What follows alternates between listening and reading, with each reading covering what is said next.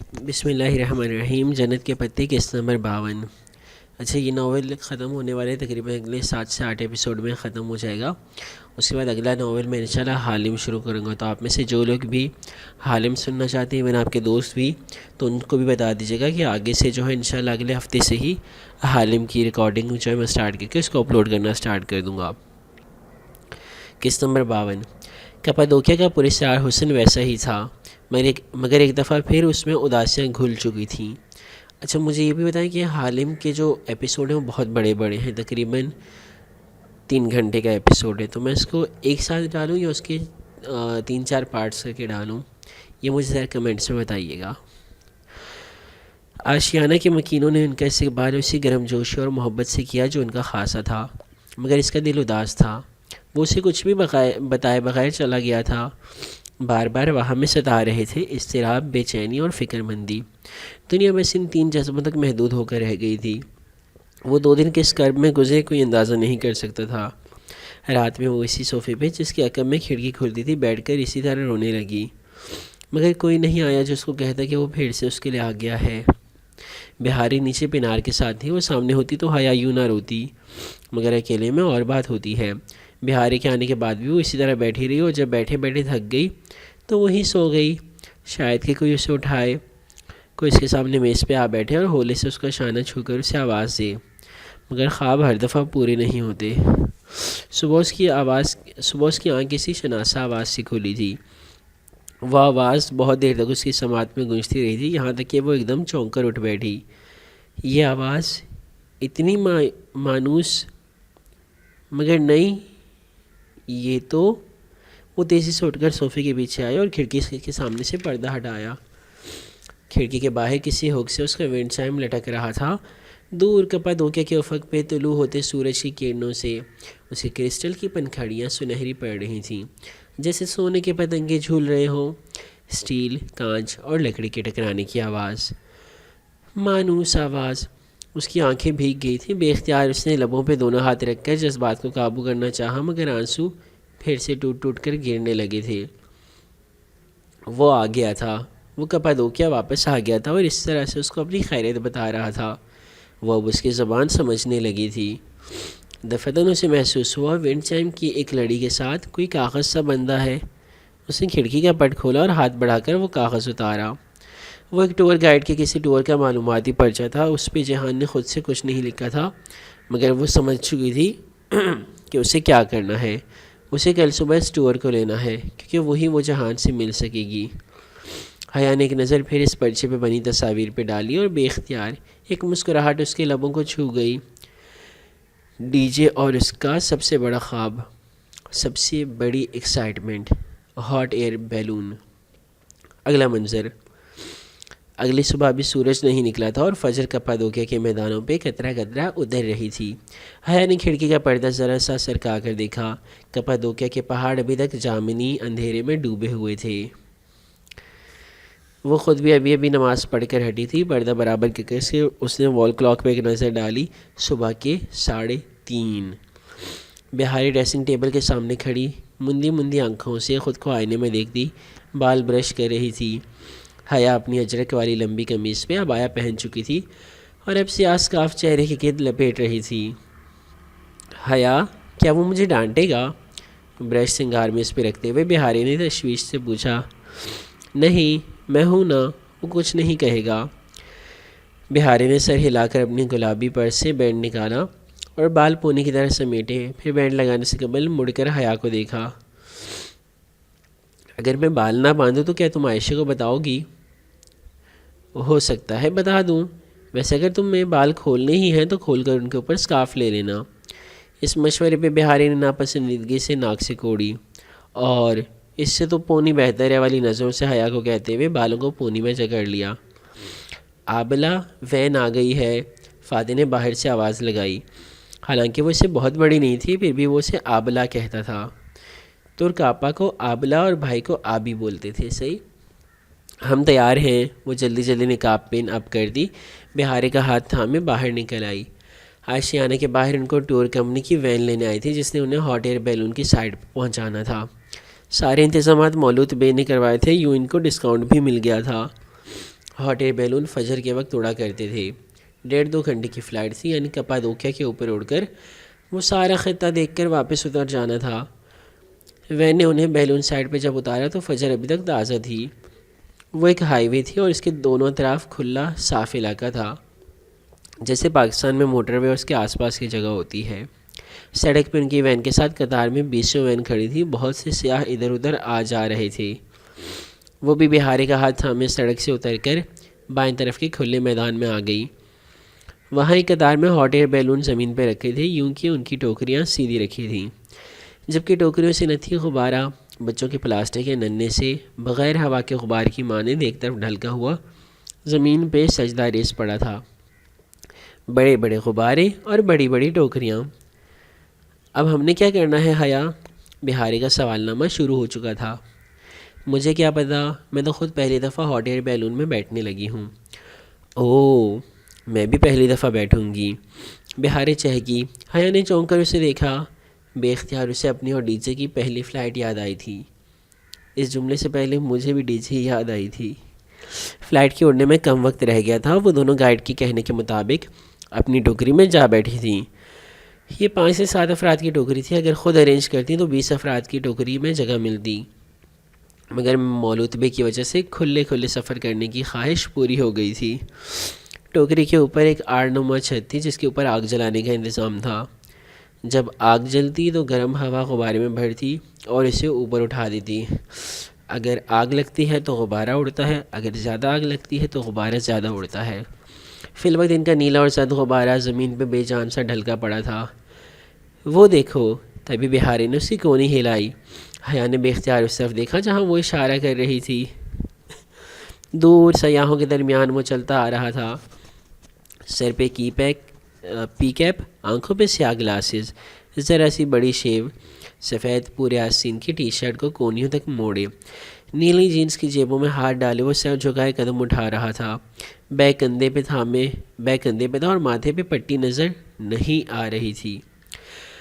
ہفتہ تو ہو گیا تھا اس کے آپریشن کو، اب تک اس کی پٹی کھل ہی جانی چاہیے تھی۔ وہ ان کے ساتھ آ کر ٹوکری میں بیٹھا اور حیا کو لگا خوبصورت گھوڑوں کی سرزمین کو ان کی ساری رعنائی واپس مل گئی ہے۔ کیسے ہو؟ وہ جہان کی طرح سامنے سیدھی دیکھتی بہت آہستہ سے بولی تھی۔ بہاری ان کے مقابل ہی سر جھکائے بیٹھی تھی۔ باقی کے 2 سیاح بھی ٹوکری میں چڑھ رہے تھے۔ ٹھیک ہوں، وہ سامنے دیکھتے ہوئے زیر لب بولا۔ آخری دفعہ سچ کب بولا تھا؟ ابھی 10 سیکنڈ پہلے، جب میں نے کہا تھا کہ ٹھیک ہوں۔ حیا نے ذرا سی گردن موڑ کر اسے دیکھا۔ وہ اسی طرح سامنے دیکھتا رہا۔ اس کی آنکھ کے قریب انسیجن کا نشان گلاسز کے سائڈ سے صاف نظر آ رہا تھا۔ اس نشان کے سوا پہلے سے وہ بہتر لگ رہا تھا۔ کہ ہمیں یہ ظاہر کرنا ہوگا کہ ہم تمہیں نہیں جانتے؟ وہ دوبارہ چہرہ سیدھا کیے اسی طرح مدھم سا بولی تھی۔ جب تک بیلون اوپر نہیں چلا جاتا تب تک ہاں۔ پائلٹ اب بیلون کے اڑنے کا اعلان کر رہا تھا۔ ٹوکری اطراف اور چھت سے کھلی تھی، سوائے اس چھجے کے جس کے اوپر آگ جلائی جا رہی تھی۔ جیسے جیسے شعلے بڑھتے گئے گرم ہوا اس پھس ہوئے غبارے تک پہنچنے لگی۔ زمین پہ اوندھے منہ گرا غبارہ ہولے ہولے پھڑپڑانے لگا۔ کیا میں پوچھ سکتی ہوں کہ اس دن تم بغیر بتائے ہاسپٹل سے کیوں چلے گئے؟ نہیں، وہ اتنی قطعیت سے بولا کہ وہ بالکل چپ ہو گئی۔ گرم ہوا ڈھلکے ہوئے غبارے کو اٹھانے کی صحیح کر رہی تھی۔ جیسے جیسے ہوا کا زور بڑھتا گیا غبارہ ذرا پھول کر سیدھا ہونے لگا۔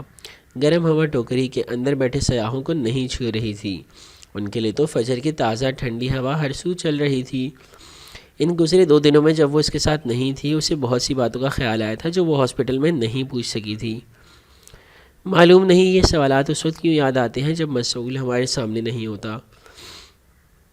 ایک بات پوچھوں؟ چند لمحے گزرے تو اس نے پھر سے سلسلہ کلام جوڑا۔ بہاری اب سر جھکائے اپنے گلابی پرس سے کچھ تلاش کر رہی تھی۔ غبارہ اب ہوا سے پھول کر عین ان کے سروں پہ ٹوکری کے اوپر بالکل سیدھا آسمان کی جانب رخ کیے کھڑا ہو چکا تھا۔ اعلان کرنے والا اب ان کو سفر کی مزید تفصیلات سمجھا رہا تھا جس میں اسے کوئی دلچسپی نہ تھی۔ تم نے روہیل سے پیسے کیوں منگوائے تھے؟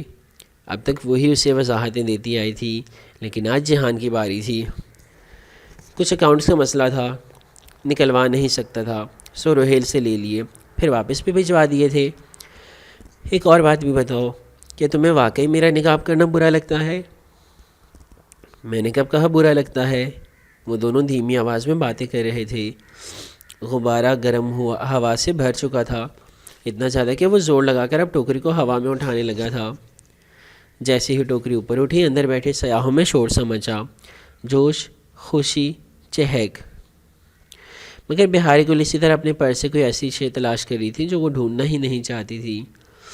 میں نے تو یوں ہی ایک بات پوچھی تھی، اگر مجھے پتا ہوتا کہ ارم سن رہی ہے تو میں ایسا کبھی نہ کرتا۔ اور تم نے مجھے برگر کنگ میں اس لیے بلایا تھا تاکہ میں تمہیں پاشا بے کے ساتھ دیکھ لوں۔ ہاں، مگر میں چاہتا تھا کہ تم میرا مسئلہ سمجھو، نہ کہ مجھے برا سمجھو۔ مگر تم کسی کو جہنم میں بھیجتے ہوئے کہاں کسی کی سنتی ہو؟ وہ سن گلاسز اتار کر سامنے شرٹ کے گریبان پہ اٹکاتے ہوئے بولا تھا۔ حیا نے خفگی سے سر جھٹکا۔ بس ایک بات پکڑ لی تھی اس نے، اور اب ساری زندگی اسے دہراتا رہے گا۔ ٹوکری اب ہوا میں 4-5 فٹ اوپر اڑ چکی تھی۔ پائلٹ اپنے پروگرام کے مطابق ابھی کم اونچائی پہ فضا میں بیلون گویا تیرا رہا تھا۔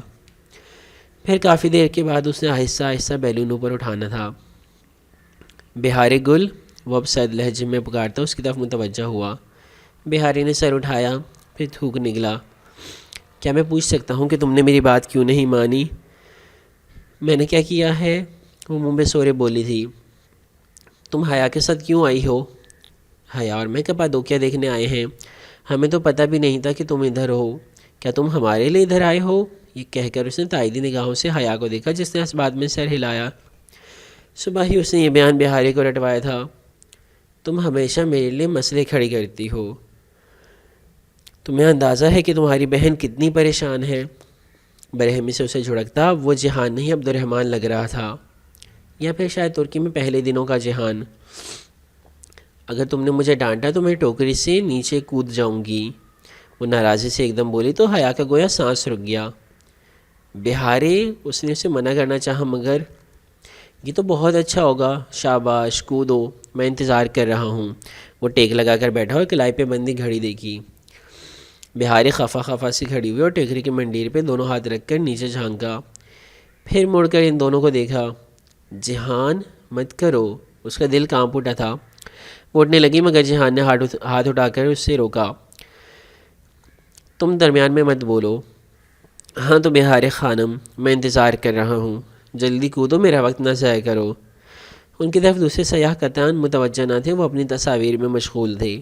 بہار منڈیر پہ ہاتھ رکھے جھکی زمین کو دیکھا جو 6-7 فٹ دور تھی، اور پھر ایک دم دھپ سے واپس آ کر بیٹھ گئی۔ عائشہ گل کہتی ہے خودکشی حرام ہوتی ہے، منہ پھلائے وہ خفا سی بولی تھی۔ حیا کی اٹکی سانس بے اختیار بحال ہوئی۔ یہ چھوٹی بلی بھی نا، میں تمہیں اچھی طرح جانتا ہوں۔ جہان نے سر جھٹکا اور پھر گردن پھیر کر ٹوکری سے باہر دیکھنے لگا۔ تاحد نگاہ کپادوکیا کی چاند سی سرزمین دکھائی دے رہی تھی، پہاڑ، خاکی میدان، عجیب و غریب ساخت کے نمونے جن کا بیان الفاظ میں ناممکن ہے۔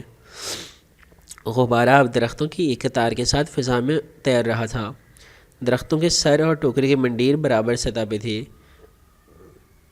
وہ خوبانی کے درخت تھے، پھلوں کے بوجھ سے لدی شاخیں اور پکی خوبانی کی رسیلی مہک۔ کیا ہم یہ توڑ سکتے ہیں؟ چھوٹی بلی کو اپنی ساری ناراضی بھول گئی۔ نہیں، حیا نے قطعیت سے نفی میں سر ہلایا۔ ہاں، جہان کہتے ہوئے کھڑا ہوا اور منڈیر پہ جھک کر قریب سے گزرتے درخت کی ایک ٹہنی کو ہاتھ بڑھا کر پکڑا۔ یہ مہمان نوازی کے درخت ہیں، اور ادھر بیلون اس لیے اڑایا جا رہا ہے تاکہ تم ان کو توڑ سکو۔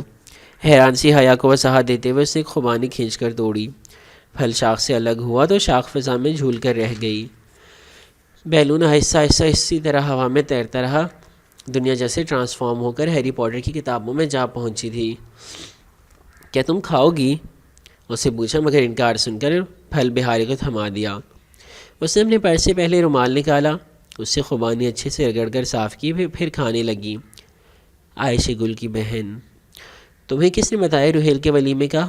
اسے اچانک یاد آیا، دیرین کیونکہ زیر زمین شہر میں جہان نے ذکر کیا تھا۔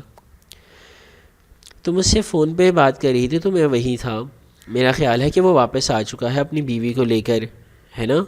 کہنے کے ساتھ اس نے ابرو سوالیہ انداز میں اٹھائی۔ حیا نے اسے دیکھتے ہوئے اس بات میں سر ہلایا۔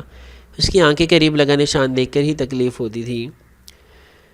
ہم روہیل کے ولیمے تک واپس پہنچ جائیں گے نا، ہے نا جہان؟ ہاں شیور، بس 2 دن مزید لگیں گے کپادوکیا میں، پھر مجھے یہاں سے چلے جانا ہے۔ غبارہ اپنے پنجوں میں ٹوکری کو اٹھائے اب اوپر اٹھتا جا رہا تھا۔ دور صبح کی سفیدی آسمان پہ پگھلنے لگی تھی، درخت نیچے رہ گئے تھے۔ پھر کہاں جاؤ گے؟ یہاں سے انقرہ، وہاں ایک کام ہے، پھر وہاں سے ایک چھوٹا سا گاؤں ہے ترکی کے بارڈر پہ، ادھر جاتا ہے، پھر ادھر سے شام۔ تو انقرہ سے ڈائریکٹ شام چلے جاؤ۔ انقرہ اور شام کا بارڈر نہیں ملتا حیا۔ ہیں بارڈر سے کیوں جاؤ گے؟ ایئرپورٹ سے چلے جاؤ۔ اپنی دائیوں سے اچھا خاصا مشورہ دیا تھا۔ جہان نے گردن موڑ کر ایک افسوس کرتی نگاہ سے اسے دیکھا۔ میڈم، ایئرپورٹ پہ پاسپورٹ دکھانا ہوتا ہے، اور میں ادھر اللیگل ہوں، بارڈر کراس کر کے آیا تھا رات میں، ایسے ہی واپس جاؤں گا۔ اس کی ریڑھ کی ہڈی میں سنسنی خیز لہر دوڑ گئی۔ تم اللیگل طریقے سے بارڈر کراس کر کے جاؤ گے؟ اسے دبی آواز میں دہرایا۔ وہ دونوں اپنی زبان میں بہت آہستہ آواز سے بات کر رہے تھے۔ دیکھو، مجھے قانون کی پاسداری پہ کوئی لیکچر مت دینا، مجھے اسی طرح واپس جانا ہے۔ ویسے بھی شام کے لیے ترکوں کو ویزا درکار نہیں ہوتا، مگر پاسپورٹ دکھانا پڑتا ہے۔ اچھا ٹھیک ہے، میں سمجھ گئی۔ پھر کب جانا ہے؟ ابھی نہیں، کل بتاؤں گا۔ دور نیچے زمین بہت چھوٹی نظر آ رہی تھی۔ وہ اب فیری چمنیز کے اوپر اڑ رہے تھے۔ یہ فیری چمنیز اگر آپ کو دیکھنی، مجھے نہیں پتہ پکچر کہاں آگے پیچھے ہوگی، لیکن جو میں نے پکچر سلائیڈ لگائی ہوئی ہے اس کے اندر موجود ہیں فیری چمنیز، وہ جو اونچے اونچے پہاڑوں کے نوکیلے سے ہیں نا۔ فیری چمنی یا پیری بجلاری ایک قدرتی ساخت تھی جو لاوا سوکھنے کے بعد اس سرزمین پہ چھوڑ گیا تھا۔ کافی فاصلے پہ اونچے اونچے ستون سے کھڑے تھے جن کے سروں پہ ٹوپیاں تھیں، بالکل جیسے مشروم ہوتے ہیں کھمبیاں، بس ان کھمبیوں کی ڈنڈیاں بہت اونچی تھیں۔ مطلب بارڈر تک ہم ساتھ جائیں گے؟ حیا ہم انقرہ تک ساتھ گئے، یہ بہت ہے، تم اب ادھر آ کر کیا کرو گی؟ وہ جیسے اکتایا تھا۔ ہماری بات ترکی کی ہوئی تھی، ڈیل ہوتی ہے، بس ہم بارڈر تک ساتھ ہیں۔ ویسے تو تم صرف کپادوکیا دیکھنے آئی تھی، نہیں؟ اس کے انداز پہ حیا کا دل چاہا زور سے کہے کہ نہیں، ہرگز نہیں، مگر انا ہر دفعہ آڑے آ جاتی تھی۔ ہاں، اور اب تمہاری وجہ سے میں زیادہ دن کپادوکیا میں رہ بھی نہیں پاؤں گی، اس لیے اس کو میرا احسان گرداننا۔ بے نیازی سے شانے اچکا کر بولی۔ ہاں، میں نے یقین کر لیا۔ ویسے بھی اس جگہ کو دیکھ کر بتاؤ، دنیا کا سب سے خوبصورت شہر کون سا ہے؟ اسلام آباد، آف کورس، وہ مسکرا کر بولی۔ تم دونوں کیا باتیں کر رہے ہو؟ بہاری یقیناً ان سے بور ہو کر پنار کو مس کرنے لگی تھی۔ انسان کا اصل سے ابد تک کا مسئلہ، اپنی تعریف کرنے والے اسے ہمیشہ اچھے لگتے ہیں۔ میں آتا ہوں تمہارے پاس۔ پھر وہ حیا کی طرف مڑا۔ اسے کچھ بھی مت بتانا، غلطی سے بھی نہیں۔ فکر نہ کرو، مجھے راز رکھنے آتے ہیں۔ جہان نے ایک نظر اس کو دیکھتے ہوئے تائیدی انداز میں سر ہلا دیا۔ وہ ایک نظر بہت اپنی سی تھی، جیسے وہ دونوں شریک راز تھے، اپنے تھے، رازوں کی اپنائیت۔ اسے بہت اچھا لگا۔ تمہیں لگتا ہے میں بہت کم عقل ہوں؟ وہ اسے خوشگوار موڈ میں کہنے لگی، اور تمہیں یہی لگتا ہے کہ میں تمہاری باتیں نہیں سمجھ سکتی؟ مگر یو نو وٹ جہان، اصل میں تم ماننا ہی نہیں چاہتے کہ تمہاری بیوی تم سے زیادہ سمارٹ ہو سکتی ہے۔ روانی میں تمہاری بیوی کب اس کے لبوں سے نکلا اسے پتہ بھی نہیں چلا۔ جہان نے سارے معاملے میں پہلی دفعہ مسکرایا۔ میری بیوی جتنی بھی سمارٹ ہو، مجھ سے 2 قدم ہمیشہ پیچھے رہے گی۔ ویسے آپ کا پاؤں کیسا ہے؟ میرے پاؤں کو کیا ہوا؟ بالکل ٹھیک تو ہے، اسے شانے اچکا کر کہا۔ اس کا پاؤں اتنا ہی درد کرتا تھا جتنا پہلے دن کیا تھا، مگر وہ ظاہر ہونے دے، یہ ہو نہیں سکتا۔ جہان نے مسکرا کر سر جھٹکا اور اٹھ کر بہارے کے ساتھ خالی جگہ پہ جا بیٹھا۔ جہان، اسے مت ڈانٹنا، میں اسے لے کر آئی ہوں۔ اور پھر حیا، تمہیں معلوم ہے تم مجھے کب بہت اچھی لگتی ہو؟ وہ جو بولے جا رہی تھی ایک دم رکی، آنکھیں ذرا سی حیرت سے پھسلیں۔ پھیلی۔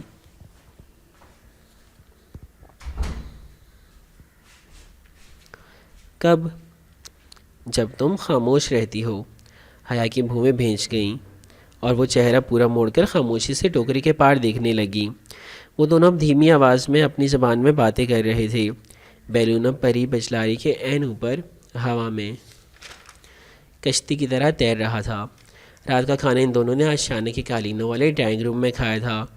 جہان صبح صبح بیلون سائڈ سے ہی واپس ہو گیا تھا۔ اسے موہوم سی امید تھی کہ شاید وہ کھانے کے وقت کہیں سے نمودار ہو جائے گا، مگر ایسا نہیں ہوا۔ اس کا دل کسی پینڈولم کی طرح امید اور نا امیدی کے درمیان گھومتا رہا، یہاں تک کہ اس نے خود کو سمجھا لیا کہ وہ سارے دن ان کے ساتھ نہیں رہ سکتا۔ اسے اپنے بھی کام تھے۔ آشیانے میں آج 2-3 فیملیز آئی ہوئی تھیں۔ پھر مولود بے اور مسز سونا ان کا پہلے دن جتنا خیال رکھ رہے تھے۔ رات میں وہ سوئی تو فجر کے لیے اٹھی، پھر نماز پڑھ کر دوبارہ سے سو گئی۔ قریباً 2-3 گھنٹے بعد دستک سے آنکھ کھولی۔ آبلہ آبلہ فاتح پکار رہا تھا۔ ایک تو یہ آبلہ کا زبردستی کا بھائی بینا آرام نہیں کرنے دے گا۔ وہ جب کلسی ہوئی دروازے تک آئی وہ جا چکا تھا۔ دروازے کی درد سے البتہ اس نے ایک خط کا لفافہ ڈال دیا تھا۔ اس نے جھک کر لفافہ اٹھایا، اسے کھولا اور اندر رکھا سفید موٹا کاغذ نکالا۔ یہ لکھا ہے جو وہ ہمیشہ پہچان سکتی تھی۔ I hope ladies are rejoining at 2 PM۔ سطر پڑھ کر وہ بے اختیار مسکرا دی۔ یعنی وہ 2 بجے مل رہے تھے۔ کدھر؟ جگہ اس سے نہیں لکھی تھی، مگر وہ سمجھ گئی تھی وہ ان کے پاس آئے گا، پھر اکٹھے ہو جائیں گے۔ بعد میں جب اس نے کمرے کا دروازہ کھولا تو سفید گلابوں کا بکے بھی پڑا تھا جو فاتح نے لفافے کے ساتھ ہی رکھا ہوگا۔ وہ ان کو بھی اندر لے آئی اور صوفے کے ساتھ رکھی میز کے گلدان میں سجا دیا۔ گلاب کی تازہ دل فریب مہک دنیا کی سب سے الگ مہک ہوتی ہے۔ بچپن میں اسے گلاب کی پتیاں کھانے کا بہت شوق تھا۔ وہ نہ میٹھی ہوتی نہ نمکین، بس کوئی الگ سا ذائقہ تھا۔ ابھی یہ حرکت کرنے کا سوچ بھی نہیں سکتی تھی۔ اگر بہارے اٹھ کر دیکھ لیتی تو کتنی شرمندگی ہوتی۔ بہارے نے ناشتے کے بعد وہ پھول دیکھے تھے۔ یہ کہاں سے آئے؟ عبدالرحمن نے بھجوائے ہیں، وہ بستر سمیٹ رہی تھی۔ کتنے پیارے ہیں حیا، بہارے ذرا رک کر بولی۔ کیا تم نے کبھی گلاب کی پتیاں کھائی ہیں؟ وہ جو بیڈ کو کور تہہ کر رہی تھی پلٹ کر اسے دیکھا۔ تمہیں لگتا ہے مجھ جیسی ڈیسنٹ لڑکیاں ایسا کر سکتی ہیں؟ سچ بولنے کا موڈ نہیں تھا اور جھوٹ وہ بولنا نہیں چاہتی تھی، سو الٹا سوال کر دیا۔ 1:30 بجے وہ تیار سی ہو کر اپنے صوفے پہ بیٹھی تھی۔ انتظار اس دنیا کی سب سے تکلیف دہ شے ہے، وہ بار بار گھڑی کو دیکھنا، جانے کب آئے گا وہ۔ اس نے پھر سے اس کا خط نکال کر پڑھا۔ 2 بجے کا وقت ہی لکھا تھا۔ اس نے وہ کاغذ واپس ڈالنے لگی، پھر ٹھہر گئی۔ یہ تو وہ عام سی سطر تھی، مگر کچھ تھا اس سطر میں جو غلط تھا۔ بہارے اس کے کندھے کے اوپر سے جھانک کر وہ پڑھنے لگی۔ ہاں، یہ اسی نے لکھا ہے، یہ اسی کی لکھائی ہے۔ دیکھو، ہر ورڈ کا پہلا حرف بڑا لکھا ہے، جو چیز اسے الجھا رہی تھی۔ بہارے نے اس کی نشاندہی کر دی۔ وہ ذرا سے چونکی۔ ہاں، مگر کیوں؟ جب اس نے مجھے سیاروں کے نام سکھائے تھے تو ایسے ہی لکھا تھا۔ دکھاؤں تمہیں؟ وہ جھٹ سے اپنا گلابی پرس اٹھا لائی اور اندر سے گلابی ڈائری نکالی، پھر کھول کر ایک صفحہ حیا کے سامنے کیا۔ اس پہ لکھا تھا، my very elegant mother just served us 9 pizzas. یہ کیا ہے؟ اسے چنبے سے وہ عبارت پڑھی۔ ہر لفظ کا پہلا حرف بڑا تھا۔ دیکھو، ہر بڑے حرف سے سیارے کا نام آتا ہے۔ مائی کے ایم سے مرکری، ویری کے وی سے وینس، ای سے ارتھ، اور اسی طرح فکرہ یاد کرنے سے مجھے سیاروں کی ترتیب یاد ہو گئی۔ سناؤں؟ نہیں، مجھے دیکھنے دو۔ اسے جلدی سے ایک قلم اٹھایا اور جہان کے اس فکرے کے ہر بڑے حرف کو علیحدہ نیچے اتارا۔ اس سے بھی کوئی دوسرا فکرہ بنے گا شاید۔ الفاظ اس کے لبوں میں رہ گئے۔ وہ 6 حروف ایک ساتھ لکھے وہ اس کے سامنے تھے۔ اہلارا، اہلارا، اسے بے یقینی سے دہرا کر بہارے کو دیکھا۔ اہلارا، بہارے گل چیخی۔ اللہ اللہ، قریباً بھاگتے ہوئے اس نے اپنا پرس اٹھایا اور عبایا اٹھایا، پھر گھڑی دیکھی۔ 2 بجنے میں زیادہ وقت نہیں تھا۔ وادی ہلارا کا نام ہلارا گاؤں کے نام پہ تھا، جو اس وادی کے قریب واقع تھا۔ یہ وادی یوں تھی کہ 2 دیوہگل چٹانیں چند کلومیٹر کے فاصلے پہ آمنے سامنے کھڑی تھیں۔ ان کے درمیان سے دریا بہتا تھا اور جنگل بھی تھا۔ اطراف میں پہاڑ تھے۔ یہ درمیان کی وادی ہلارا وادی تھی۔ سیاح اکثر کپادوکیا میں عشق وادی، لو ویلی، گل شہر یعنی روز ویلی اور ہلارا ویلی وغیرہ میں ٹریکنگ کے لیے آیا کرتے تھے۔ ہلارا کا ٹریک یہ تھا کہ ایک چٹان سے دوسری چٹان تک دریا کے ساتھ ساتھ چلتے ہوئے جاتا تھا۔ اصل ٹریک 16 کلومیٹر لمبا تھا، مگر 2 شارٹ کٹ بھی بنے ہوئے تھے، ایک 7 کلومیٹر جبکہ دوسرا 3.5 کلومیٹر لمبا تھا۔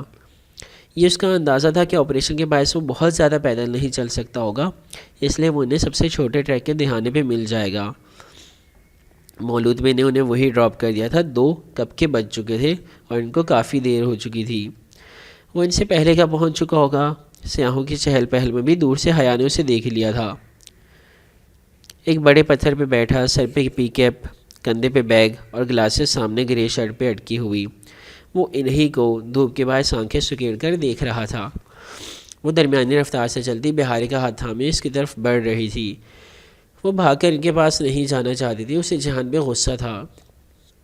کیا تھا اگر وہ انسانوں کی زبان میں بتا دیتا کہ ہلارا ویلی آ جاؤ؟ اگر جو وہ یہ کوڈ نہ جان سکتی، اگر جو وہ نہ مل سکتے تب؟ لیکن تب بھی وہ اسی میں ملبہ ڈال دیتا، آخر وہ اس جیسی اسمارٹ تھوڑی تھی۔ وہ دونوں سے قریب آئیں تو ووٹ کھڑا ہوا۔ میری لغت میں 2 بجے کا مطلب 1:55 ہوتا ہے، اور اب ٹائم دیکھو۔ وہ سنجیدگی سے سرزنش کر رہا تھا۔ کاش اس کی یہ لغت کتابی شکل میں دستیاب ہوتی تو وہ اسے اٹھا کر نہیں، منہ پہ نہیں۔ اچھا پھر واپس چلی جاتی ہوں۔ خیر اب تو میں نے اتنا وقت ضائع کر لیا ہے، آؤ اب چلتے ہیں۔ ہاتھ سے درختوں کی طرف اشارہ کرتے ہوئے وہ اسی جانب چل پڑا۔ تم نے مجھ سے پوچھا ہی نہیں کہ میں کیسی ہوں، بہاری نے احتجاجاً اپنی موجودگی کا احساس دلانا چاہا۔ سوری، تم کیسی ہو؟ بجائے جھڑکنے کے وہ معذرت کرنے لگا۔ بہارے بہت اچھی کہہ کر اسے آشیانہ کے بارے میں بتانے لگی، جہاں دنیا کی سب سے اچھی لڑکی پنار رہتی تھی۔ اچھا ہاں حیا، اس کی بات سنتے سنتے اس نے ایک دم حیا کو پکارا۔ وہ سوالیہ نگاہوں سے اسے دیکھنے لگی۔ تمہیں آئیڈیا نہیں ہوا کہ ہم نے ٹریک پہ جانا ہے؟ میں نے تو صبح ہی بتا دیا تھا۔ میری سمجھ میں اب آیا ہے، یو ایڈیٹ۔ ہاں تو، اور تم ان جوتوں کے ساتھ آئی ہو؟ ذرا خفگی سے کہتے ہوئے اس نے حیا کے قدموں کو دیکھا۔ حیا نے اس کی نگاہوں کے تعاقب میں گردن جھکائی اور ایک کرا اس کے لبوں سے نکلتے نکلتے رہ گئی۔ اللہ اللہ، وہ جلدی میں وہی سرخ ہیل پہن آئی تھی۔ ہاں میں ان جوتوں میں بھی 2 گھنٹے پیدل چل سکتی ہوں، اور ڈی جے نے ہی تو کہا تھا کہ انسان کو کوئی چیز نہیں ہرا سکتی جب تک کہ وہ ہار نہ مانے۔ پھر وہ کیسے ہار مان لیتی؟ شیور، تمہارا پاؤں؟ ٹھیک ہے میرا پاؤں، چلو اب، وہ اکتا کر کہہ دی آگے بڑھ گئی۔ بہاری نے سلسلہ کلام وہیں سے جوڑ دیا۔ وہ گھنے درختوں میں آگے بڑھتے جا رہے تھے، دریا ساتھ ساتھ چل رہے تھے۔ دونوں اطراف خشک اونچی چٹانیں تھیں جن میں غار کی صورت چرچ بنے تھے۔ تھوڑی دور جا کر ہی اس کا پاؤں جواب دینے لگا تھا۔ وہ موچ جس کو وہ کب سے نظر انداز کرنے لگی تھی شاید موچ سے بڑھ کر تھی۔ ابھی وہ زیادہ دور نہیں گئے تھے جب جہان نے کہا کہ ذرا رک جاتے ہیں۔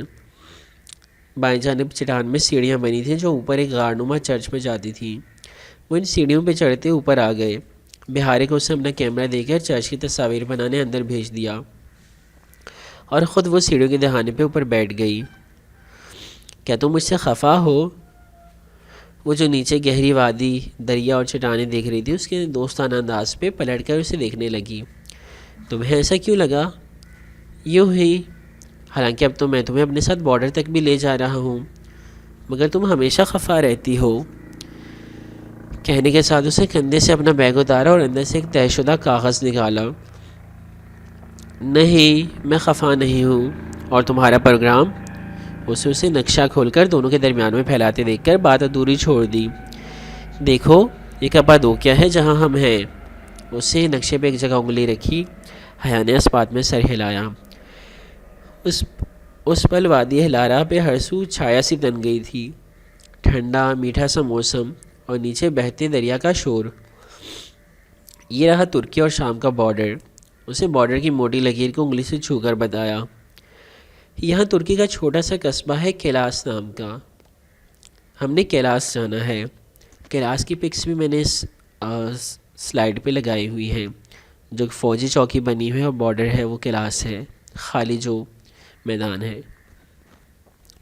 وہاں سے بارڈر کراس کر کے میں ادھر شام کے شہر الیپو چلا جاؤں گا۔ کلاس سے بارڈر قریباً 3 کلومیٹر دور ہے۔ منگل کی رات ٹھیک 2:30 بجے مجھے بارڈر کراس کرنا ہے۔ وہاں سے تم واپس چلی جاؤ گی اور میں خود ہی پاکستان آ جاؤں گا۔ اللہ اللہ، وہ اتنی خطرناک بات ہے کہ اتنے آرام سے کر لیتا تھا۔ کیا بارڈر کراس کرنا اتنا آسان ہوگا؟ وہ متذبذب تھی، دل کو عجیب سے واہم میں ستانے لگے تھے۔ حیات ترکی اور شام کا بارڈر آسان ترین بارڈر ہے۔ یہ 900 کلومیٹر لمبا ہے۔ اب کیا سارے 900 کلومیٹر پہ پہرے لگا سکتے ہیں بارڈر فورسز والے؟ نہیں نا، سو یہاں صرف خاردار تارے ہیں جن میں بہت سے سوراخ ہیں۔ ہر رات کتنے ہی لوگ اس بارڈر کو پورے اہل و عیال سمیت کراس کر لیتے ہیں۔ وہ بہت بے نیاز سے انداز میں نقشہ لپیٹتے ہوئے بتا رہا تھا۔ حیا نے چنبے سے اسے دیکھا۔ اور بارڈر سیکیورٹی فورسز وہ کیوں نہیں لوگوں کو پکڑتی؟ وہ صرف ان کو پکڑتی ہیں جو خود چاہیں۔ اگر ہم نہ پکڑے جانا چاہیں تو فورسز ہمیں نہیں پکڑ سکتی۔ مگر جہان، میں نے تو سنا ہے کہ اس بارڈر پہ بارودی سرنگیں ہوتی ہیں جو پاؤں پڑنے پہ پھٹ سکتی ہیں۔ وہ جتنی پریشان ہو رہی تھی وہ اتنا ہی پرسکون تھا۔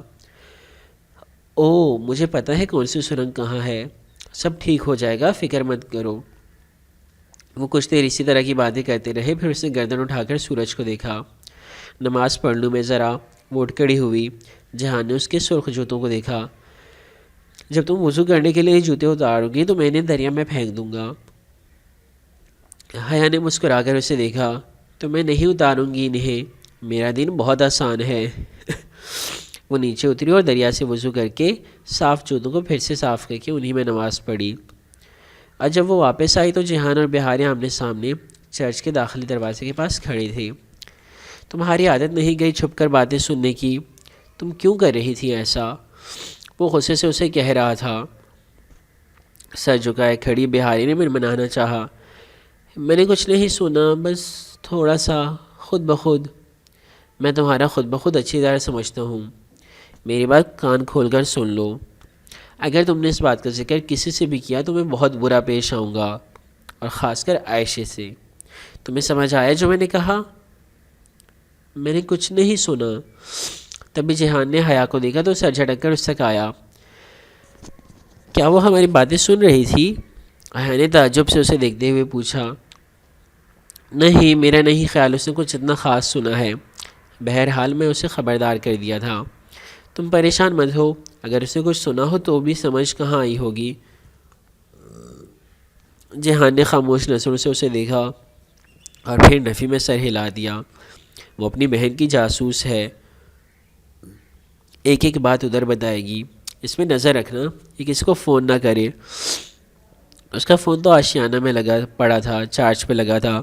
تم فکر نہ کرو، واپس آ کر میں فون ہی لے لوں گی۔ جہان کچھ کہے بنا سیڑھیاں اترنے لگا۔ حیا نے پلٹ کر بہارے کو دیکھا، پھر آنے کا اشارہ کیا۔ وہ خاموشی سے سر جھکائے اپنا گلابی پرس مضبوطی سے پکڑا، ان کے پیچھے چلنے لگی۔ اس کا موبائل اس کے گلابی پرس کے اندرونی خانے میں رکھا تھا، یعنی وہ فون کر سکتی تھی چھپ کے۔ یہ باب ختم ہوا، اس کے بعد انشاءاللہ آخری باب ہوگا۔ تو بس جنت کے پتے کا سفر تمام ہونے کو ہے۔ اب جہان نے بارڈر کراس کرنا ہے، کیسے کراس کرے گا، پکڑا نہیں جائے گا۔ پکڑا جائے تو اتنا مسئلہ نہیں ہے، شام کی جو ہے پاکستان کا فرینڈلی کنٹری سمجھ لیں۔ مسئلہ ہے کہ کسی بارودی سرنگ میں نہ پھنس جائے جہان کو، کہ اس کو سب پتہ ہے، لیکن جس انسان کو سب پتہ ہوتا ہے اسی کے ساتھ مسئلے آتے ہیں۔ اب بس جہان، حیا اور سب کی خیریت سے یہ پہنچ جائیں تو ہم سب کو ہی خوشی ہوگی۔ کیا پتہ ناول کا سیڈ اینڈنگ ہو۔ انشاءاللہ اگلی کسی کے ساتھ دوبارہ ملیں گے، اپنا خیال رکھیے گا، اللہ حافظ۔